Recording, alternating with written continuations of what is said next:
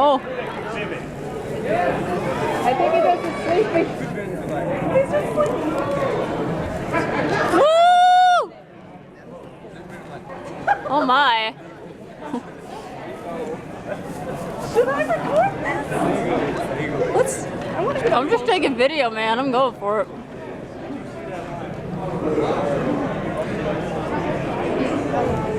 The critic is startled.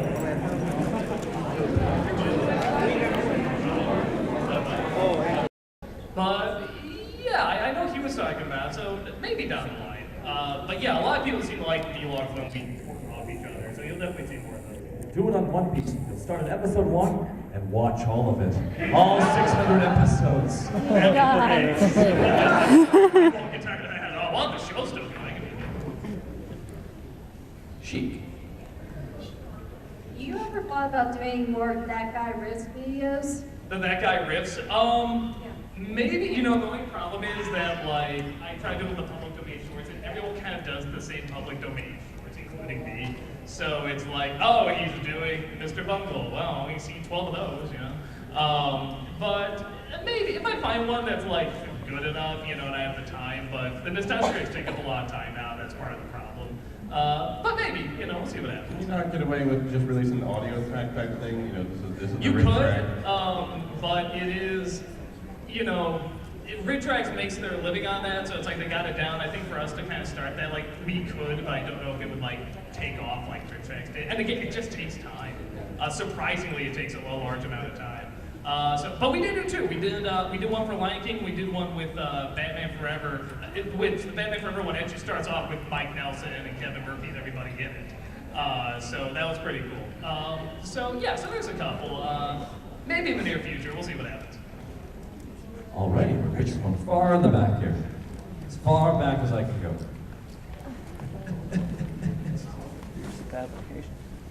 Care Bears? Really? Did you just say Care Bears? That's it. No, Care Bears, really? Oh, that's just a very good question. You know, I grew up with it, and it just, because I told my brother, I was like, look, I rented the first Care Bears movie. I'm going to watch it. You don't have to, but you're invited to if you want. And he's like, hell yeah, I'll watch it. Like, we grew up with this, and we watched it, of course, being adults watching this cartoon for like 5-year-olds. I mean, we're just clearly making fun of it the whole time. And then when we were kind of looking for another movie, we were like, we can do that. We got some good jokes, and it went over really well. Everyone really loved the taste of the rainbow motherfucking pie. So we just kept doing them. Yeah, I think we got 4 in there, something like that. So yeah, it worked, surprisingly. This gentleman here is man dressed as you. Hello, me. Hi, how are you? I am good, me. I'm not you. I'm from the future. My ears got a lot bigger. I have more of a statement than a question. Okay. Up until last year, I was a soldier in the Georgia Army National Guard. In 2013, when I was in Afghanistan, anytime I ever had downtime, I would always watch your channel, you and Cara, Brad Jones, and I just want to thank you for providing that to me and the other soldiers while we were over there. Oh, thank you.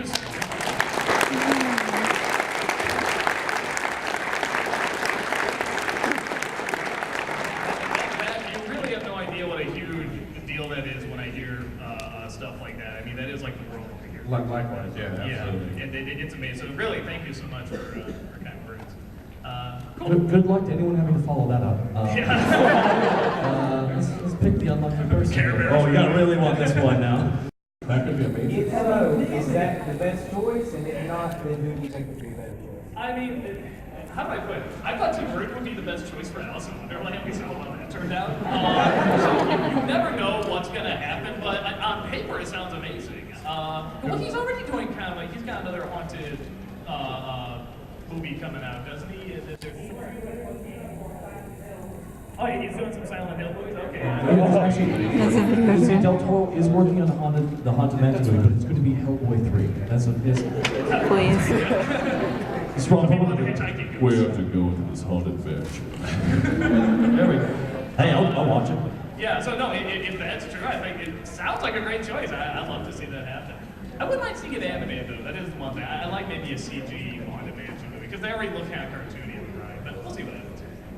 What was that one movie, Haunted House? Oh, Monster House. Did you ever see that movie? Yeah, no, that was fun. That was scary as hell, actually. You, sir. Hey. When you were first setting up trying to make the videos very busy, we were trying to figure out like style and format and what you want. How much trial and error you go before you actually release something you actually want to put out? Okay, so this is all your. Come on. He's wondering for like when you were first starting out, how much trial and error until the finished product was there? Oh, I mean, some say this is a good thing or a bad thing. I don't do a ton of preparation. I mean, I do now because now they're a lot more like you saw at the. Now we just threw that Goliath outfit together like just the day of. It's like no, that took a few days to put together. But no, when I was starting off, it was just like the internet was young, and it was just like just try it. I mean, just see what sticks, and nobody's watching it yet, so it's just like go ahead and throw it a dart, see what works, see what doesn't. And there's still sort of this sense of that. I mean, there's definitely like you don't want to quote unquote piss off your fan base, but you also want to take risks. You want to try something that nobody else is really trying, or honestly now when a big group of people say, you can't review that, I'm sort of like, ooh, what is that? Yeah, like I want to take a look at it. But if I feel like there's nothing new I can bring to it or nothing like of value, like most of my work, but if there's nothing to really bring to it, I just sort of stay away from it. But yeah, it's a lot of trial and error, but that's part of the fun. If you screw up, you just find a creative way to work around it or work with it. And again, I think because it's comedy, you can really work with it and do a lot of variety. So it's a lot of trial. Cool. And, the Barbarian, like Arnold Schwarzenegger, that kind of stuff. And when I saw you do the Mortal Kombat movie and that little bit with Christopher Lambert in there, it's like made me really kind of like, why hasn't he done Highlander? Is he going to do Highlander? Actually, honestly, well, first of all, Noah did such wonderful reviews of those movies. And maybe somebody else. Leo, I mean, I think there's just people more qualified who are able to talk about it. Like, I haven't seen the whole thing, but it's like, I've seen parts. It's like, yeah, okay, like the sequels are stupid, the first one's kind of interesting, but it's just not like, wow, I can bring so much to this that the people like Leo and Noah haven't already done. So, yeah, so that's what I love making fun of his voice. That is the funny part. Mortal Kombat.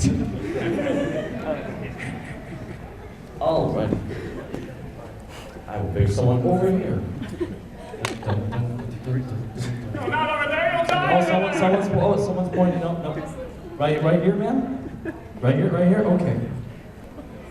Okay, so I have two questions. The first one is, do you know who John Tron is? And if so, what are your opinions on him and his A little louder, I'm sorry. The first question is, do you know who John Tron is and what are your opinions on him and his show? I have no idea who he is. It was really bizarre when he was in the intro of all my Halloween videos. It's like, hi, I'm gonna be in your video. I'm like, okay, just don't hurt me. Yeah, I know who he is. No, his videos are fun. I really love just the randomness of it. I think one of my favorite ones, I don't even remember what it was, but it just ends with him crying. There's no like segue out, there's no conclusion. It just ends with John Tron doesn't know how to end his videos, and then that's it. I just love that randomness and that energy from him. So no, I definitely know who he is, and we talked, and like I said, he was in the opening of like the what was it, like the Maximum Overdrive and the Monster Squad videos and stuff like that. And so he did a little cameo for us, and it was great. So he's really cool. And the second question is, how much did you cry after food fight? What was it again? How much did you cry after food fight? How much I cried after trying during. The first 5 minutes, it's like, no, please stop. So a lot. Exactly 5 millimeters. Yes, I measured it. It was worth measuring. Food fight. Go on this side here. Lego movie. But we haven't seen him, we just heard him, and I think it's kind of like, he's not oversaturated yet. I mean, so we'll see. I mean, he's really talented. I'd love to see more from him. So yeah. They want him to play Indiana Jones, apparently. Right. Yeah, that's weird. That one. I mean, on paper that seems really strange, but it's like, whatever. He's already played space version of Indiana Jones with Star-Lord, or whatever his name Because is. that's immediately what I thought. I'm like, that's Indiana Jones in space. Not the chubby guy from Parks and Rec. Burt Macklin in space. Alright, before you became like watch Critic and like create that shot class stuff, like how did you decide that you wanted to become like a critic? It's just like watching it and like I hate it. Oh, we always love watching Siskel and Ebert. And then on the Daily Show, we love the Daily Show. We love Louis Black, and I forget the movie critic they had. Do you remember? Anyone remember his name? The movie critic. I sadly always forget his name, and I'm so sorry, but he was this really, like, he was very openly gay, and he would mostly make gay jokes about it, but they were really funny, and he would just kind of make fun of the movie, like, in 5 minutes. And I was just like, if I could kind of combine these two, like, playing the clips, but having, like, Louis Black kind of react to it, also react to the movie and critique, and that's just always kind of what I wanted to do, because negative reviews were so funny. And it wasn't until I saw James Rolfe doing his thing that I was like, oh, there's kind of an audience for this. Okay, well maybe I can try this. Maybe this can work. And I sort of launched into it. So I've always enjoyed like reviewing films and making fun of them, or like Mystery Science Theater and then making fun of films too. So it's just always been in there, and it's still so much fun to do. So all right, guys, time is up. If you did not get a chance to ask a question, I have autographs.